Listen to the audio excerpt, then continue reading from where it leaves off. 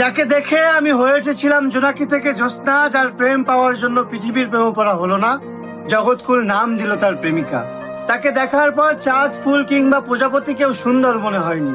তাকে ভালোবাসবো বলে অন্য কাউকে ভালোবাসিনি, তবে সে হয়নি আমার অর্ধাঙ্গিনী। আহ, কি ছিল তার মহিমা!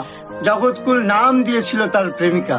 সে তো হারায়নি, বরং আমি হারিয়েছি আমায়। সে বলেছিল ভালোবেসে পাল্টে দেব তোমায় বিচ্ছেদের জামানায়। আহা, এর বিপরীতে আমার মুখে সিগারেট আর কবিতাই মানায়। ভালোবেসে হারালাম আমায়। তাকে করা স্পর্শ অথবা তার করা ক্ষিপ্র চুম্বন যেন আজও লেগে আছে ঠোঁটের কোণে।